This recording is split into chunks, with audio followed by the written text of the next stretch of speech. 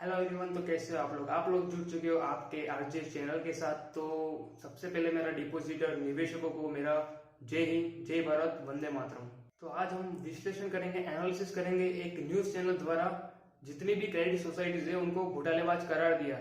सबसे पहले आदर्श कोऑपरेटिव को सबसे बड़ा घोटालेबाज इन्होंने कहा गया है। उसमें उस न्यूज चैनल द्वारा ऐसी बहुत सारी जो सोसाइटीज है, क्रेडिट सोसाइटी है, उसमें आदर्श कोऑपरेटिव, संजीवनी, उसके बाद नवजीवन, खेतेश्वर, ऐसी बहुत सारी सोसाइटीज को उसने घोटालेबाज करार दिया। उसमें से आदर्श कोऑपरेटिव को सबसे बड़ा घोटालेबाज उसने घोषित कर दिया। यानी बिना किसी प्रूफ के किस तरह से क्रेडिट सोसाइटी को, आदर्श कोऑपरेटिव सोसाइटी को घोटालेबाज करार दिया। उसमें उसने कहा कि 15,000 करोड़ से ज्यादा उन्होंने घोटाला किया है निवेशकों के साथ। तो यानी विदाउट किसी प्रूफ के ये किस तरह से इनकी दुकानदारी चल रही है, आपको तो पता ही है किस तरह से यानी मीडिया वाले बिके हुए। हम बात कर रहे हैं जी राजस्थान की जो न्यूज आई थी अभी कुछ ही दिन पहले, तो मैंने उसको गौर से सुना, देखा। अब उसका एनालिसिस कर रहा हूं मैं कि किस तरह से उसने डायरेक्टली आदर्श कोऑपरेटिव को सबसे बड़ी घोटालेबाज मल्टी स्टेट कंपनी घोषित कर दिया। राजस्थान में मल्टी स्टेट सोसाइटीज में सबसे ज्यादा लूट आदर्श क्रेडिट कोऑपरेटिव सोसाइटी ने मचाई है। आदर्श ने निवेशकों के 15,000 करोड़ रुपए लूटे। उसके बाद नवजीवन और संजीवनी समेत कई सोसाइटीज ने लूट मचाई। आदर्श जैसी कई सोसाइटीज हैं जिनकी अब पोल खुल चुकी है। ग्राफिक्स के जरिए हम आपको बताते हैं कि किस किस सोसाइटी ने कितना गबन किया है। Kheteshwar society 150 crore, Sundaram society 13 crore, Arbuda society 40 crore, Opeshwar society 10 crore. पुष्टिकर साख समिति और अमरदीप सोसाइटी के नाम भी करोड़ों के गबन का आरोप है। ऐसे में अब निवेशकों के हितों को ध्यान में रखते हुए सरकार पूरी तरीके से गंभीर है। इसीलिए निवेशकों को भी सरकार से उम्मीद है कि जल्द से जल्द उनका लूटा हुआ पैसा उन्हें वापस मिल सके। अरे भाई, ऐसी अगर कोई न्यूज है तो हमें भी बताओ।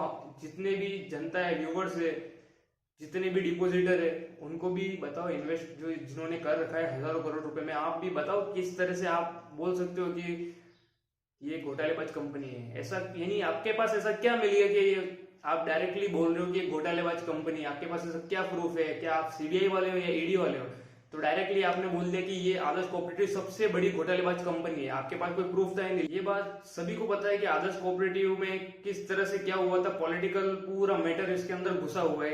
एक संसद की जो सीट है, सांसद की जो सीट आती है पार्लियामेंट की, उसकी वजह से ये पूरा का पूरा मामला बनाया गया है। घोटाला तो कुछ सामने किसी को पता नहीं है कि क्या है आखिर, यानी प्रूफ किसी को देना नहीं है। डायरेक्टली बोलते हैं डायरेक्टली घोटाला है। किस बात का घोटाला? यानी ये जो आपको पता ही है, सिरोही में जो सांसद है उन्होंने क्या करवाया। यानी उनको सीट नहीं लेनी थी तो कोई बात नहीं है, लेकिन इतने जो लाखों लोग, 21 लाख जो इन्वेस्टर है, उनके साथ उन्होंने क्या किया? ये जो सबसे बड़ा यानी गुनाह है। ये एक पूरा का पूरा पॉलिटिकल मैटर इसके अंदर आदर्श कोऑपरेटिव के अंदर घुसा दिया गया और 21 लाख इन्वेस्टर को लटका दिया गया। उसमें से बहुत सारे तो यानी सुसाइड करके मर गए, इन्वेस्टर मर गए, उसके बाद एजेंट मर गए। यानी ये किस तरह की दोहरी राजनीति है। अगर बैंक में कुछ घोटाला होता है तो उसको वापस रिवाइव कर दिया जाता है आरबीआई के अंतर्गत, या फिर जो भी है, जैसे कि यस बैंक का जो भी घोटाला हुआ आप देख सकते हो। ये जो भी पीएनबी बहुत सारे होते हैं तो गवर्नमेंट इसको सपोर्ट करती है, पीछे से बैक साइड से सपोर्ट करती है। तो आदर्श यानी आदर्श की बात नहीं करो, जितनी भी क्रेडिट सोसाइटीज है अगर घोटाले होता है तो वो उनके अंडर में लेके यानी निवेशकों को पैसा लौटाना चाहिए और उनको रिवाइव करना चाहिए। तो आप यानी किस तरह से दोहरी राजनीति है गवर्नमेंट की, किस तरह से ये पॉलिसी है, ये किसी को समझ नहीं आती है। गवर्नमेंट को, सरकार को बिल्कुल यानी पॉलिसी को चेंज करना चाहिए। यानी जो बैंक है और कोऑपरेटिव सोसाइटीज है उनके लिए एक ही नियम होना चाहिए। अगर बैंक बिल्कुल घोटालेबाज निकल रहा है, खुद ही वहां के सीईओ घोटाले कर रहे हैं या फिर एमडी घोटाला कर रहा है, तो फिर भी चल रहा है, रिवाइव दे रहे, तो कोऑपरेटिव सोसाइटीज के साथ ऐसा क्यों हो रहा है? क्योंकि क्या आप लाइसेंस नहीं दे रहे क्या? यानी लीगल लाइसेंस नहीं है क्या? डायरेक्ट आप सीज कर देते हो कंपनी को, जैसे कि आदर्श कोऑपरेटिव को कर दिया गया। जैसे कि आप तो कोऑपरेटिव सोसाइटीज को लाइसेंस देते हो, तो फिर ऐसा क्यों? यानी दोहरी नीति क्यों अपनाई जाती है? यानी आदर्श का एक भी पक्ष नहीं सुना और डायरेक्ट एडमिनिस्ट्रेट को हटा के अपॉइंट ही नहीं किया। यानी लिक्विडेटर को बिठा दिया। लिक्विडेटर तो कोई जॉब नहीं देता है, कभी कुछ नहीं देता है। यानी उसको कॉल करो तो कोई जॉब नहीं देता, रजिस्टर को कॉल करो तो बोलता है कि आपने किससे पूछ के पैसा यानी जमा करवाया है। ये तो कोई बयान नहीं हुआ आपका, ये कोई स्टेटमेंट नहीं हुआ। निवेशक कितना दुखी होकर आपको कॉल करता है, तो फिर आप इस तरह से आप यानी उसको जवाब देते हो कि किसको पूछ के यानी आपने बैंक इसमें यानी पैसा निवेश किया, आपने जमा किया। तो फिर आप अगर उसको लाइसेंस दे रहे हो तो ट्रस्ट तो रहेगा ना, उस कंपनी के ऊपर ट्रस्ट रहेगा। यानी आज मैं अगर कोई कोऑपरेटिव सोसाइटी ओपन करता हूँ तो आपसे लाइसेंस लूंगा ना, गवर्नमेंट लाइसेंस दे रही है ना, तो फिर ट्रस्ट क्यों नहीं करेगा। फिर उसके बाद जमा करने के बाद आप ऐसा जवाब देते हो कि आपने किससे पूछ के यानी पैसा जमा करवाया, ये तो बिल्कुल इलीगल है ना। और ये जितने भी न्यूज चैनल है जी राजस्थान, ये डायरेक्टली कैसे बता सकते कि यानी आदर्श कोऑपरेटिव ने घोटाले किया। चलो मैं नवजीवन और ये संजीवनी इनके बारे में नहीं बता सकता मैं घोटाला है या नहीं है। आदर्श कोऑपरेटिव का तो सबको पता है कि एक पॉलिटिकल मैटर घुसा हुआ है जिसमें सेंट्रल गवर्नमेंट भी कुछ नहीं कर रही है, क्योंकि देवजी पटेल के कहने के ऊपर ही तो ये सब बंद हुआ था। उनकी सीट फंस रही थी, सीट चली जाती, इसीलिए हल्ला होल करके एक एबीपी न्यूज ने तो सबसे ज्यादा दिमाग खराब कर दिया पूरा कि इतना घोटाला हुआ है, सब मोदी घोटाला कर रहे, तो ये भी करेंगे। तो यानी उसमें जांच कार्रवाई कुछ नहीं हुई, कुछ मिला नहीं, प्रूफ तो इतना कुछ नहीं मिला, फिर भी उसको सीज कर दिया गया। अरे वैसा पूरी कंपनी सीज कर दोगे, निवेशकों के खाते सीज कर दोगे तो कैसे चलेगा, निवेशकों को पैसा तो नहीं मिलेगा ना। ये इलीगल जितनी भी न्यूज जो चल रही फेक न्यूज, इनको बंद कर देना चाहिए। और प्लीज मैं यानी जितने भी जो बता रहे जो फेक न्यूज डालते हैं उनसे यही निवेदन है कि आप प्लीज इस तरह की न्यूज ना दिखाएं। आपके पास अगर कोई प्रूफ है तो आप प्रूफ रखे, सामने प्रूफ रखे, आपके पास कोई दस्तावेज हो या फिर कोई डॉक्यूमेंट हो तो आप लाइव आके आप बताओ, इन्वेस्टर को बताओ, डिपॉजिटर को भी बताओ कि उनको भी पता चले कि हाँ चलो घोटाला हुआ है।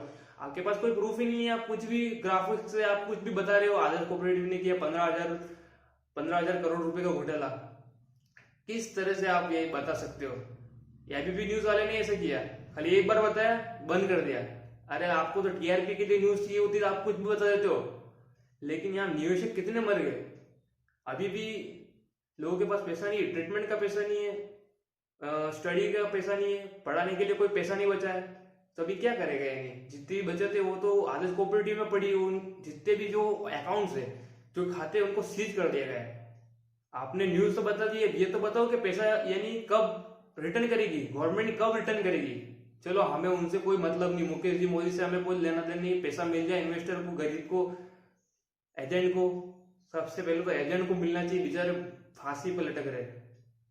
तो आपने तो एक काम तो कर दिया कि चलो घोटालेबाज कंपनी, आप ये रिपोर्टिंग आप ये क्यों नहीं बताते, आप एंकरिंग में रिपोर्टिंग में आप न्यूज पे ये क्यों नहीं बताते हो कि इतना पैसा फंसा हुआ है और निवेशकों को पहला देना चाहिए। आपकी कार्रवाई साइड में रखो, आप साइड में ये कार्रवाई कर सकते हो, गवर्नमेंट कर सकती है, उनको जो सजा देनी है वो दे सकती है, लेकिन निवेशकों को क्यों लटका रखा है।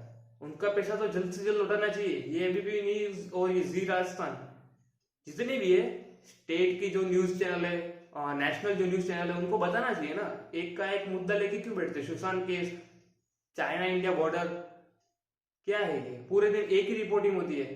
यानी इतने करोड़ों लोग हुए, इतनी कोऑपरेटिव सोसाइटीज है, उसके अंदर इतना घोटाला हुआ है, आधे में तो घोटाला हुआ नहीं है लेकिन घोषित कर दिया गया है, ताकि थोड़े नेताओं को भी मिलना चाहिए ना पॉलिटिकल। अब पॉलिटिशियन के पास पैसा नहीं बचेगा इलेक्शन के लिए तो क्या करेंगे, घोटाले करवाएंगे ना, नहीं होगा तो भी करवाया जाएगा। समझ रहे हो बात को, नहीं होगा तो भी करवाया जाएगा। इलेक्शन में करोड़ों रुपए बहाना है तो कहां से आएगा, किसी भी कोऑपरेटिव सोसाइटीज को पकड़ लो, उसको फिर घोटाले में डाल दो, पैसा तो नहीं मिलेगा, बेचारे को एमडी को डाल दो जेल में, सड़ता रहेगा, निवेशक रोते रहेंगे, मरते रहेंगे, उनको क्या मतलब है। अभी कोई अगर जनता के लिए कुछ चाहता ना, कुछ करने के लिए तो अभी कर लेता, सारण्य में भी कर लेता, पीएसएल में भी कर लेता, और कोऑपरेटिव सोसाइटी जो आदर्श में उसमें भी वो कर सकता था, कुछ भी जनता के लिए कुछ भी भला कर सकता था, लेकिन किसी को नहीं पड़ी है, सब मिल बांट के खाने वाले पॉलिटिशियन। ये आप न्यूज क्यों नहीं बताते हो, डर लगता है, पॉलिटिशियन से डर लगता है, पैसा मिल रहा है बरोबर तो आप नहीं बताओगे, उनके खिलाफ आप ये भी नहीं बोलोगे, उसका नाम तो आप रिलीज तो करना भूल ही जाओ, इतना खौफ है तुम्हारे। यानी न्यूज चैनल जितने भी है ना बिके हुए हैं, और फालतू की न्यूज जो कमजोर है ना उसी की न्यूज बताएंगे। हाँ उनको पता है कि इसको हम दबा सकते हैं, ये हमारा खुद नहीं बिगाड़ सकता है, इसलिए मुकेश मोदी जी को डाल दिया जेल में। अब कितनी भी रिपोर्टिंग करो, फैक्ट रिपोर्टिंग करो, कुछ भी करो, कुछ नहीं होना है उनको। यानी पता तो है कि अपने खिलाफ कौन बोलेगा, कोई नहीं बोलेगा ना, न्यूज चैनल है, मीडिया वाले, प्रेस वाले सब डरते हैं। इस तरह की पॉलिटिक्स जिसके अंदर आदर्श कोऑपरेटिव में घुसाई गई है, फिर उसके बाद इस तरह की फैक्ट न्यूज यानी लाइव करके दिखाते कि अशोक जी गहलोत यानी पत्र लिखेंगे पीएम को, इतने सारे जो घोटाले हुए उनके खिलाफ। ये तो हद ही हो गई। सिरोही सीट पे क्या इतना यानी खौफ था कि उनको यानी बंद कर दिया गया, डायरेक्ट जेल के अंदर बंद कर दिया गया, यानी उनको यानी इतना पता था कि मैं हारने वाला हूँ। अरे ये तो आपका पर्सनल मैटर था, यानी निवेशकों को क्यों फंसा दिया उसके अंदर? आपको इतना ही यानी जीतने का शौक था तो मुकेश जी मोदी से जीत जाते ना, पावर नहीं था क्या इतना? यानी डायरेक्टली आपने निवेशकों को डायरेक्टली कहाँ बिठा दिया है, यानी वो जेल में बैठे, हम भी एक निवेशक भी एक जेल में ही है, बेचारा क्या करेगा? कोरोना से तो क्या मरे बेचारा, पैसा ही नहीं है, वो भूखे मर रहा है बिल्कुल ही, खाने पीने के लाले पड़ रहे हैं उनके पास। कोरोना से तो ठीक है, ऐसे ही मर जाएगा पैसा नहीं मिला तो। आप तो आराम से रोटियां सेक रहे हो, अपने पॉलिटिक्स करके ही रोटियां सेक रहे हो। मीडिया को तो पूरा पूरा खरीद रखा है, वो नहीं बताएंगे, कभी रिपोर्टिंग नहीं बताएंगे। हम कितने भी कॉल कर करके थक जाए कि आर भारत को, अर्णव गोस्वामी जी प्लीज बता दो, यानी कुछ आवाज उठा दो आदर्श कोऑपरेटिव के बारे में। इतनी रिक्वेस्ट करने के बाद यानी थोड़े से कॉल आ रहे हैं, थोड़ी सी बात हो पा रही है, मेल कर रहे हैं, बहुत सारे उनके जो फोन नंबर से एसटीडी उसके ऊपर इतने सारे कॉल्स कर रहे हैं ना, तब जाके थोड़ी सी बात सुनी जा रही है। बाकी न्यूज चैनल तो यानी रिप्लाई भी नहीं देते। मैंने इतने सारे मेल किए जी न्यूज, इन सबको अभी तक रिप्लाई भी नहीं आया है। सबसे बड़ी बात तो ये है दोहरी नीति मीडिया वालों की और ये नेताओं की। लास्ट में जाने से पहले अंत में मैं यही बोलना चाहता हूँ निवेशकों को कि प्लीज नीचे जाकर लाइक करें, शेयर करें और सब्सक्राइब करें, और फालतू न्यूज के ऊपर ध्यान न दे। जितनी भी फैक्ट जो न्यूज आती है उनके ऊपर ध्यान न दे, क्योंकि बिकॉज उनके पास कोई प्रूफ नहीं है, वो उनकी ऐसी रिपोर्टिंग चलती रहेगी, उनकी ऐसी टीआरपी न्यूज चलती रहेगी पैसा कमाने के लिए। जितने ज्यादा व्यूवर्स होंगे उतने वो पैसा कमाएंगे, आप भी समझ सकते हो, मैं भी समझता हूँ। तो प्लीज ऐसे न्यूज के ऊपर ध्यान न दे। मेरा सभी निवेशकों को लास्ट में जय भारत, जय हिंद, वंदे मातरम, थैंक यू।